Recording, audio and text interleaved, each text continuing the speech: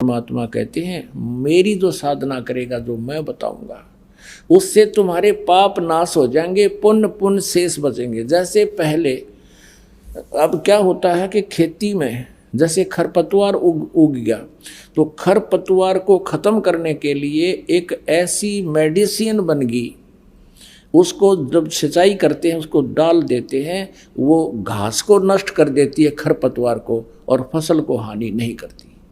अब देखो फिर अपने आप फसल पर फूल लगी। वैसे ये औषधि तो पहले भी थी, लेकिन इसकी खोज नहीं कर पाए थे। अब परमात्मा ने ये औषधि, जब ही सतनाम हृदय धरो भयो पाप को नाश, जैसे चिंगारी अग्नि की वह पड़े पुराने घास।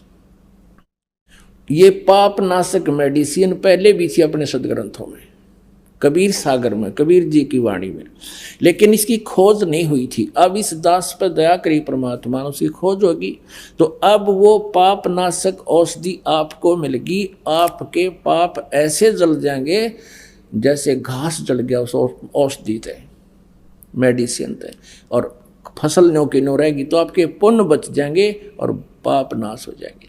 और धर्मदास को बताते हैं कि आप कितने पाप कर दिए, और तीर्थ पर आने का पुण्य एक भी को ना, कि तो 2 मुट्ठी दाने डाल दिए वो पुण्य हो गया, इतने पाप कहाँ से कहाँ तक कर देते हो, ये सुन बताता हूँ।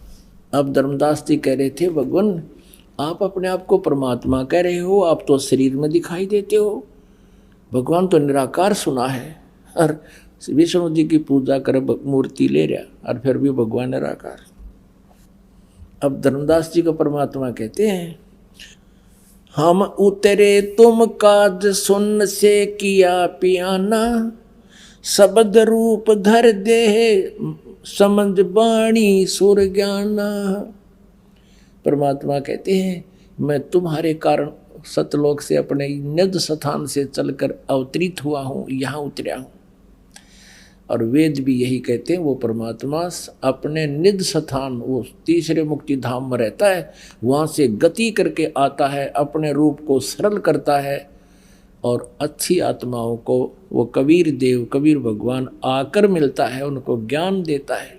हम उतरे तुम काज सुन से कियो पियो नो, सुन यानी जहाँ कोई भी ना हो सतलोक के अतिरिक्त,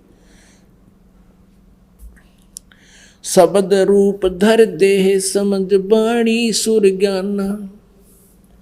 नहीं नाद नहीं व्यंज नहीं 5 तत्व आकारम, मेरा शरीर तेरे जैसा 5 तत्वों का नहीं है। गुड़ीला ज्ञान अमान हंस उतारूं पारम।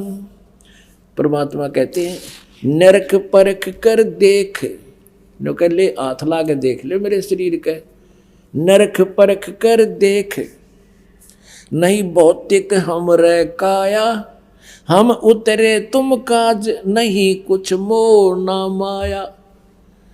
अब मेरे शरीर न देखने का नरक परख कर देख ले, हमारी या भौतिक काया को नहीं, साकार हूँ। ऐसे ही यजुर्वेद अध्याय नंबर 40 के मंत्र नंबर 8 में कहा है, सप्रियागात, यानी वो सबसे पहला प्रथम देहधारी है परमात्मा, और वो शुक्रम अकायम अबिंदम अवर्णम असनाविरम, कवि मनीषी परिभू स्वयंभू, व्यवधाता शाश्वती भय समाभय।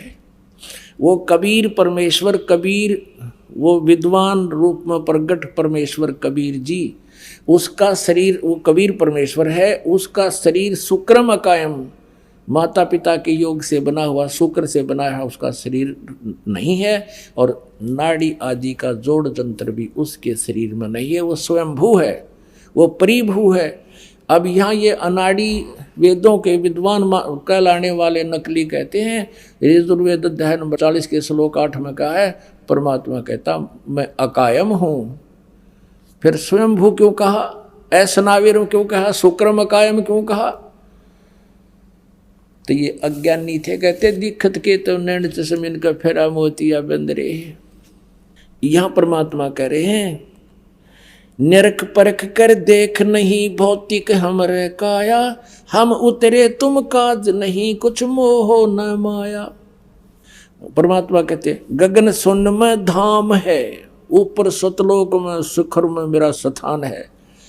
अवगत नगर नरेश अगम पंथ कोई ना लखे, ये खोजे शंकर से। मेरा जो स्थान है सुन शिखर में है, ऊपर सबसे ऊपर मेरा धाम है। अविगत नगर नरेश, वहाँ राजा रूप में मैं विराजमान हूँ, राजा के समान। जैसे ऋग्वेद मंडल नंबर 9 सूक्त नंबर 82 मंत्र नंबर 1 में कहा कि वो परमात्मा राजा के समान दर्शनीय है और वहाँ से गति करके नीचे आता है। परमात्मा कहा करते थे वेद हमारा भेद है, मैं मिलूं वेदन से नाही, जौन वेद से मैं मिलूं वो वेद जानते नाही। वही वेद कहते हैं कि वो परमात्मा राजा की तरह कबीर देव है और ऊपर रहता तीसरे मुक्ति धाम में। और यही परमात्मा कबीर जी 600 साल पहले अपनी महिमा बता कर गए थे अपनी प्यारी आत्मा को। सोन गगन में हम बसे और पृथ्वी आसन थीरे, धर्मदास धोखा दिला इब छाणो नीर और खीर। सुन गगन में हम बसे, सतलोक में सबसे ऊपर हम रहते हैं और तेरे सामने इब यहाँ भी बैठा हूँ। जैसे रामानंद जी ने जब सतलोक में परमात्मा को देखा और अपने सामने भी देखा, जब कहा था दो ठोर है एक तू और भया एक से दो। रामानंद जी कहते हैं हम कारणे तुम उतरे हो मगजो, हमारे लिए आए हो परमात्मा। तो यहाँ परमात्मा कबीर जी बताते हैं कि बोले आदमी, जो साधना तुम कर रहे हो या तो शास्त्र विरुद्ध, और ये डले ये पाप तेरे नो के नो लिखे जाएंगे, पुण्य इनमें है को नहीं। कहते हैं बोले जंद सुनो धर्मदासा, हमरे पिंड प्राण निश्वासा। मेरा जो शरीर है, पिंड माने शरीर, ये तुम्हारे जैसा श्वास उश्वास से नहीं, ये बिना श्वास का शरीर है। जैसे एक तो टायर ट्यूब होया कर जिसमें हवा भरी जा, एक ऐसे टायर हैं जिनमें हवा नहीं भरनी जाती, वो एज इट इज रबड़ के होते हैं, वो बिना हवा के होते हैं और वो ज़्यादा ड्यूरेबल है। तो यहाँ क्या कहते हैं, बोले जंद रूप में, जंदा रूप में परमात्मा बोले जंद सुनो धर्मदासा, हमरे पिंड प्राण निश्वासा। गर्भ योनि में हम नहीं आए, मादर पिदर ना जननी जाए। परमात्मा कहा करते हम गर्भ योनि से, हम किसी माँ से उत्पन्न नहीं हुए। शब्द स्वरूपी रूप हमारा, के दिखलावे आचार विचारा। तो के बना बैठा है वैष्णो साधु बनकर, तिलक पिलक लगा कर घंटी बजावे मूर्ति का अगर, कहते इनमें कुछ ना रखा भाई, और सुन ले तो कितने पाप करता है। कहते हैं सत्य ब्राह्मण की है हत्या, जो चौका तुम देवो नेता। अपने आत्मा हमने सारे इस अध्यात्म ज्ञान से परिचित होना है। परमात्मा कह रहे हैं कि धर्मदास, जो तू प्रतिदिन ये चूल्हा चौका करता है, यानी रोटी बनाते हो, खाना आहार तैयार करते हो, उससे पहले लिपाई भी करते हो, और उस लीपने में, मड प्लास्टर करने में गाय का गोबर और जल मिला के, मिट्टी मिला के बनाते थे, सफाई करते थे। और इस रोटी बनाने में, खाना बनाने में कहते हैं सत्य ब्राह्मण की है हत्या, जो चौका तुम देवो नेता। जो प्रतिदिन तुम चौका चूल्हा चौका करते हो और ये लिपा पोती करते हो, इसमें सत्य ब्राह्मण जैसी हत्या का पाप तेरे बैंक अकाउंट में लिखा जाता है। सत्य ब्राह्मण की है हत्या, जो चौका तुम देवो नित्या। अब पुराणों में लिखा है ब्राह्मण माने भक्त, जो भगत को, वैसे तो किसी भी जीव को मारता है पाप का भागी है, और ब्राह्मण यानी भगत को जो मार देता है, ऋषि साधु संत को जो मारता है, वो कहते हैं वो पाप बहुत भयंकर लगता है उसको, और फिर कहते हैं उसको ब्रह्म हत्या कहते हैं। सत्य ब्राह्मण की है हत्या, जो चौका तुम देवो नेता। ब्राह्मण सेंस हत्या जो होई, जल स्नान करत हो सोई। और 1000 ब्राह्मण यानी ब्रह्म हत्या तुम्हारा लगती है जब इस मथुरा जैसे जोड़ में नहाते हो और इसमें कितने जीव मार देते हो, यहाँ से लेकर वहाँ तक। तो और 1000 ब्राह्मणा की हत्या का पाप तुम्हें यहाँ लगता है, ब्रह्म हत्या का। चौके कर्मी कीट मर जाही, सूक्ष्म जीव जो दर से नाही। चौके में यानी तुम रोटी बनाते हैं उसमें और ना जाने कितने कर्मी कीट मर जाते हैं, सूक्ष्म जो दिखाई भी ना देते। और कहते हरी भांति पृथ्वी के रंगा, अंत कोट जीव उड़े पतंगा। अरे अरे, जैसे घास में हम देखा करते हैं, घास जैसे ही हरे हरे छोटे छोटे नो फुदकते हैं, पैर टेका जो नो दोनों कितने कूद के पड़ते हैं। हरी भांति और पृथ्वी के रंग जैसे, वो पता भी ना दिखता, पृथ्वी के रंग में रंगे उस जैसे होते हैं, और हमारे पैरों के नीचे या और क्रियाओं में मरते हैं।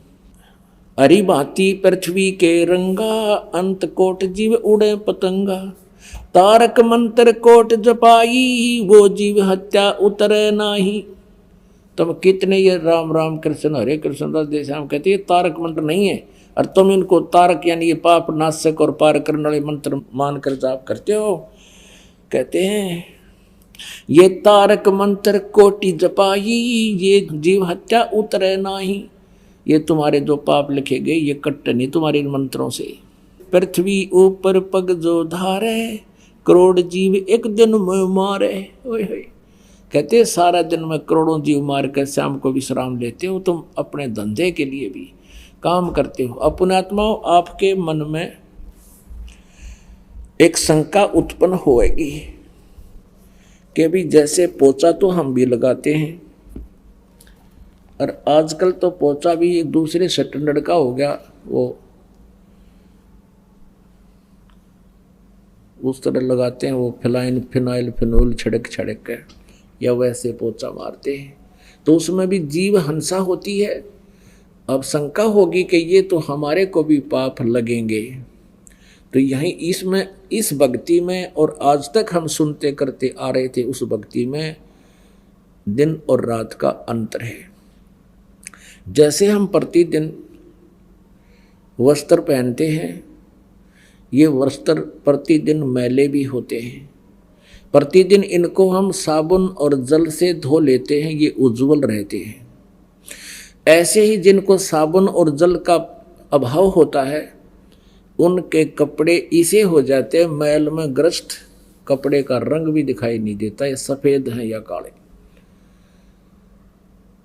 तो पुण्यात्माओं, ये जो मंत्र आपको मिला है, सतनाम जो जाप है, ये समझ लो आपको डिटर्जेंट वो साबुन मिल गया, और जल, इस सत्संग रूपी जल और सतनाम रूपी साबुन आपको मिल गया। आप जान कर नहीं करना पाप। जान के पाप कौन सा है? मुर्गे खाना, बकरे काटना है, या जानबूझकर कीड़े मकोड़ों का ऊपर का चाले नहीं, उनसे बचने की चेष्टा करें जहाँ भी कोई जीव जंतु आगे हों। और जैसे आपके रास्ते पर ही हैं और आपको नीचे रास्ता बदलने का कोई स्थान नहीं है, तो आप दोषी नहीं हैं। आप चेष्टा करिए वहाँ भी पैर को बचा बचो कर उससे निकल कर आगे ठीक हो जाएं, और उस दौरान कोई मरता, आप दोषी नहीं है। फिर भी आप जैसे हलाई खेत में हल जोतता है, मजदूर कस्सी से जमीन काटता, उसके साथ वो कट जाते हैं, आपका वहाँ काटना उद्देश्य नहीं है, लेकिन पहले वाले विधान से आपको दोनों भोगने पड़ेंगे। और इस परमात्मा के विधान में लिखा है कि इच्छा कर मारे नहीं, बिन इच्छा मर जा, और कह कबीर दास का फिर पाप नहीं लगे। जान कर नहीं मारना, अनजानपने में कोई ऐसे, जैसे हम जो कर्म हमारे हैं स्वाभाविक कर्म, उनको करते करते कोई हिंसा होती है, तो वो हमारा पाप लगेंगे नहीं, क्योंकि हम इस परमात्मा के शरण में आगे। और फिर जो पाप हमारे अन्य जो लगते होते हैं हमसे, वो फिर इस सतनाम से नष्ट हो जाएंगे। संचित कर्म भी हमारे इस मंत्र से नष्ट हो जाएंगे, और प्रारब्ध के आने वाले दुखदायी कर्म भी हमारे इस प्रारब्ध रूपी फसल में वो खरपतवार ऐस की तरह जल जाएंगे, पाप नष्ट हो जाएंगे, पुण्य से इस बचेंगे। अब आप जी को ये शंका हुई कि हम भी पोचा लगाते हैं, इनमें भी पाप होते हैं? नहीं, इस सतनाम के जाप से, क्योंकि वो हमारा उद्देश्य वो मारना नहीं है, हमने अपने उस स्थान को पवित्र रखना, नहीं तो फिर हम बीमार हो जाएंगे। तो ये पाप पहले तो लगने थे, अब नहीं लगेंगे। उदाहरण के लिए बताता हूँ कि जैसे किसी के पास ड्राइविंग लाइसेंस है, ड्राइविंग यानी गाड़ी चलाने का प्रमाण पत्र लाइसेंस है, और वो सड़क पर जा रहा है, उससे कोई इत्तेफाक से कोई दुर्घटना हो जाती है, कोई व्यक्ति मर जाता है, तो सबसे पहले पुलिस आकर के ये देखती है कि क्या आपके पास ड्राइविंग लाइसेंस है। यदि उसके पास प्रमाणित ड्राइविंग लाइसेंस है तो वो 90% दोषी नहीं है। 10% फिर किन परिस्थितियों में ऐसा घटना घटी है, कोई गाड़ी में दिक्कत आई है या इसने लापरवाही करी है, वो अलग बात है। और जिसके पास लाइसेंस नहीं है और उससे दुर्घटना हो जाती है, कोई मृत्यु हो जाती है व्यक्ति की, वो सीधा जेल जाता है, उसको कोई विकल्प नहीं। तो ये जो दास आपको मंत्र दे रहा है, ये ड्राइविंग लाइसेंस है। इस पृथ्वी पर आपको रहने और करने के नियम और विधि बताई जाती है। तो जिसके पास ये मंत्र है उससे फिर ये हिंसाएं होती हैं, उनका करना उद्देश्य नहीं। तो उस लाइसेंस जिसके पास, ये मंत्र जिसके पास इस दास से उपलब्ध है, उस पर वो दोषी नहीं है, क्योंकि उसके पास ये प्रमाण पत्र है कि भक्त है, और भक्त कभी जान के मारा नहीं करते। और इस प्रकार आप उन कष्टों से, उन पापों से बचोगे और आपके पुण्य प्रफुल्लित हो जाएंगे, सतलोक जाओगे। बोलो सतगुरुदेव जय हो। परम पिता परमात्मा पूर्ण ब्रह्म, सारी सृष्टि के रचनार कबीर देव कबीर साहिब जी, ये हम सभी आत्माओं के पिता हैं, हम सभी के जनक हैं। हम अपनी गलती से इस काल के जाल में फंस गए और यहाँ इस काल भगवान ने हमारी घनी दुर्गति कर रखी है। अपनों के लिए अपने ही दुखी हुआ करते हैं। अब यहाँ देख रहे हो, हम परमात्मा को दयालु भी मानते हैं क्योंकि उनके गुणों में लिखा हुआ है, लेकिन यहाँ इस पृथ्वी के ऊपर कोई भी दया नाम की चीज नहीं है। कोई कहीं खेतों में कोई घूम रहा है, जंगल में, वन में या रास्ते में कोई चल रहा है, अचानक वर्षा आ जाती है, भीगो चाहे बचो। कोई बीमार है चाहे कोई ठीक स्वस्थ है, ओले गिर जाते हैं, मट्टा मट सिर में लागे, भाग कर कहीं दौड़ कर जान बचा ले तो बचा ले। कहीं फ्लड आ जाता है तो हजारों व्यक्ति बह जाते हैं, पशु पक्षी मर जाते हैं, मनुष्य मर जाते हैं। तो पुण्यात्मा, ये स्थान वो है ही नहीं, यहाँ का भगवान दयालु है ही नहीं। और दयालु परमात्मा यहाँ आते हैं, हम उसको पहचान नहीं पाते क्योंकि हमने अज्ञान आधार से भगवान की परिभाषा उलट सुन रखी है।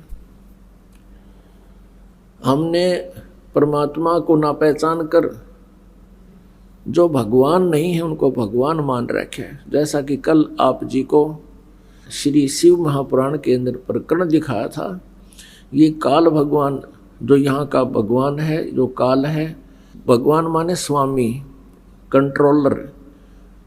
तो यहाँ का जो मालिक है 21 ब्रह्मांड का, ये ब्रह्म है, सरपुरुष भी इसको कहते हैं, सरब्रह्म भी कहते हैं, ज्योत स्वरूपी काल भी कहते हैं। ये श्री ब्रह्मा, श्री विष्णु, श्री शिव जी के पिता है। और ये स्वयं कहता है ब्रह्मा और विष्णु जी को कि तुमने बड़ी गलती की है, अपने आप को भगवान मान रखे है। यू आर नॉट गॉड, तुम परमात्मा, तुम भगवान नहीं हो। और हम इनको भगवान मान रहे। अपने आत्माओं, ये इतनी कड़वी दवाई है, कुनीन है, क्योंकि इस प्रत्येक सत्संग में एक ये सामूहिक सत्संग शिक्षा स्थल है और इसके अंदर विद्यार्थी बदलते रहते हैं। हमारे भक्त अपने मित्रों को, रिश्तेदारों को या वैसे भी कोई ठीक सी बात को सुनने को तैयार है, उनको समझाते हैं और कहते हैं एक बार चलिए आप सत्संग सुन लो। तो ऐसे भी पुण्यात्मा आते हैं और उनको ये प्रथम बार ये सुनने को मिलेगा कि ब्रह्मा विष्णु महेश भगवान नहीं है। तो उसके लिए ऐसा होगा जैसे बच्चे के जीभ पर कुनीन रख दे, वो थूक देता है, उसको ग्रहण नहीं करता और वो फिर बहुत हानि को प्राप्त होता है।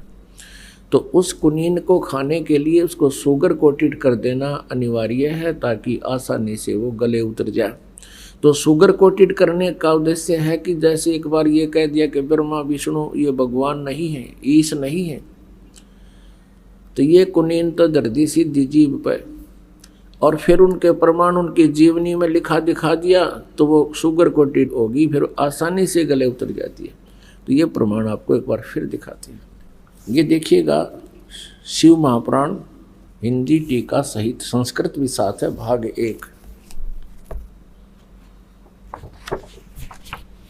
श्री शिव महापुराण विद्या अवृद्धि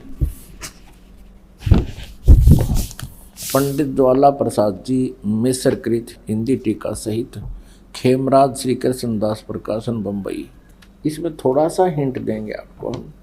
एक बार ब्रह्मा जी और विष्णु जी का इस बात पर झगड़ा हो गया था। ब्रह्मा जी कहे थे, जैसा कि कल आपको बताया था और पूरा विस्तार से दिखाया था, थोड़ा सा हिंट लेंगे, सिर्फ थोड़ा सा। कल आपको बताया था कि ब्रह्मा और विष्णु जी में इस बात पर झगड़ा हो गया। ब्रह्मा जी कहे थे मैं तेरा बाप, विष्णु जी कहे थे मैं तेरा जनक। उनके आपस में युद्ध हो गया। तो ये काल भगवान जो ब्रह्मा विष्णु महेश का पिता है, इसने इनके दोनों के बीच में एक लिंग खड़ा कर दिया, यानी पिलर, एक स्तंभ खड़ा कर दिया तेजों में प्रकाश युक्त। उनका युद्ध बंद हो गया। फिर ये स्वयं प्रकट होकर उनको क्या कहता है कि तुम भगवान हो ही नहीं, तुम वैसे ही कह रहे हो। ये देखिएगा, ये वही शिव पुराण आपको दिखा रहे हैं। ये शिव पुराण भाग 1 अभी आपको दिखाया था, उसी को आगे दिखाते हैं। इसके प्रश्न नंबर 17 पर आपको ले चलते हैं। ये प्रश्न नंबर 17 है शिव पुराण, और यह विद्वेश्वर संहिता भाग 1 अध्याय 9 में। और उन दोनों की अज्ञानता और वैर को दूर करने के अर्थ दोनों से कहा। किसने? उस काल भगवान ने, इनके पिता ने। मेरे सकल और निष्कल, सकल माने साकार, निष्कल माने निराकार, भेद से 2 स्वरूप हैं, परंतु और ईश्वर नहीं है। इस कारण से उनके 2 रूप नहीं हो सकते। उनके 2 रूप नहीं हो सकते। पहला सतम रूप और पीछे मूर्तिमान रूप धारण किया। इसमें ब्रह्म रूप निष्कल है, यानी निराकार है, और ईश रूप सगुण है। मेरे ये दोनों रूप सिद्ध हैं, दूसरे किसी के नहीं हो सकते। इस कारण तुम दोनों को अथवा दूसरों को ईश्वरत्व की प्राप्ति नहीं हो सकती। तुमने जो अज्ञान से अपने को ईश माना, भगवान मान लिया, कर्ता मान लिया, यह बड़ा अद्भुत हुआ। उसके दूर करने को ही मैं रण स्थान में आया। अब तुम अपना अभिमान त्याग कर मुझ ईश्वर में अपनी बुद्धि लगाओ। बस हम इतना यहाँ लेंगे। अब आगे आज का सत्संग प्रारंभ करते हैं।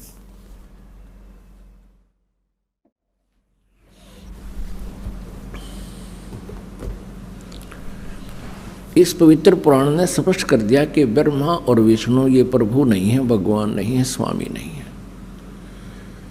श्रीमद् भगवत गीता अध्याय नंबर 7 के श्लोक नंबर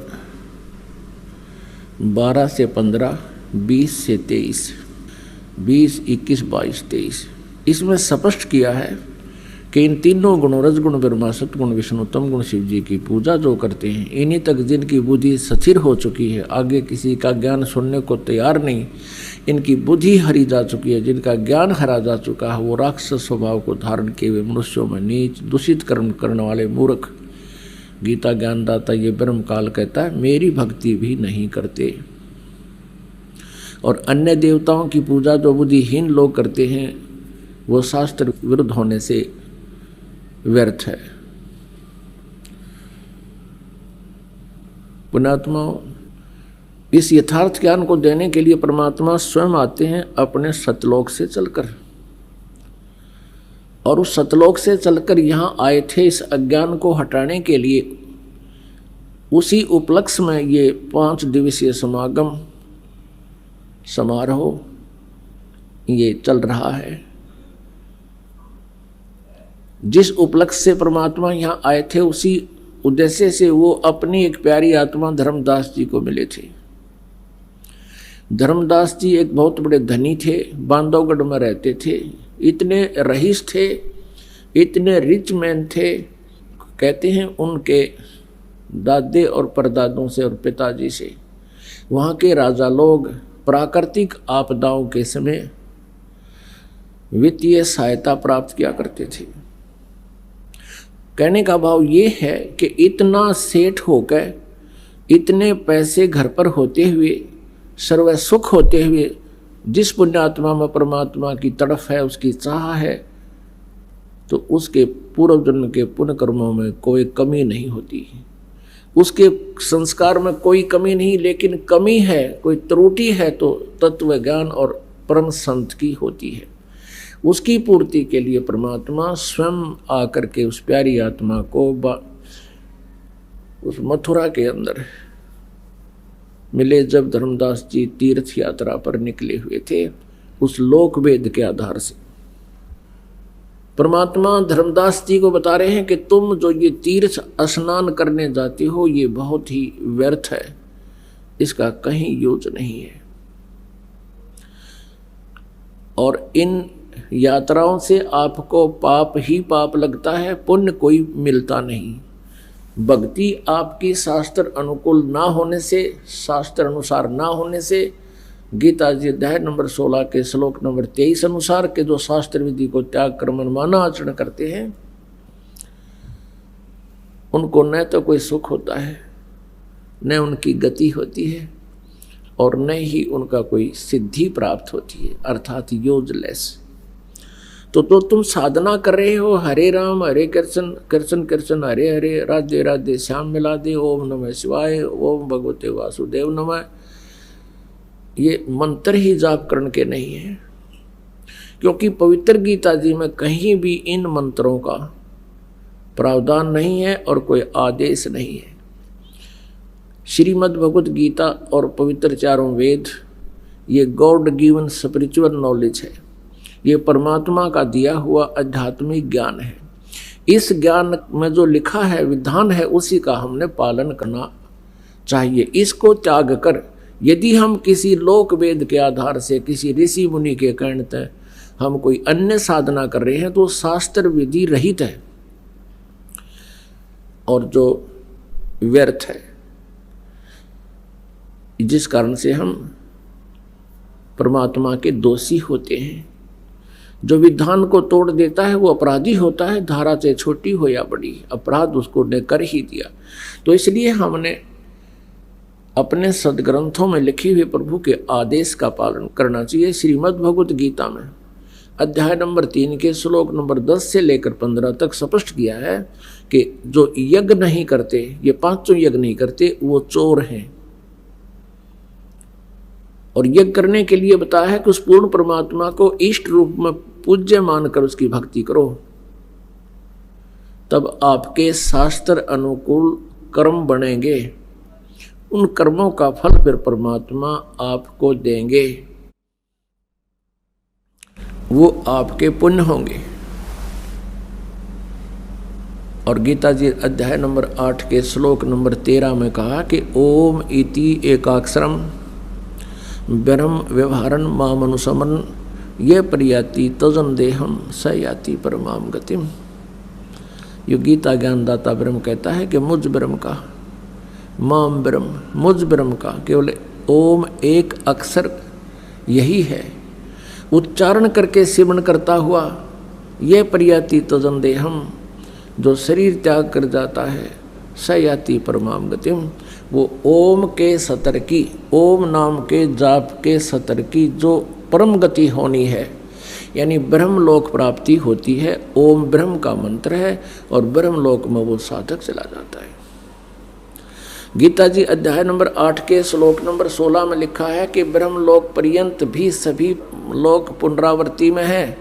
वहाँ गए हुए प्राणी भी फिर पुनः क्षीण होने पर फिर 84 लाख योनियों में अन्य प्राणियों के शरीरों में कष्ट उठाते हैं।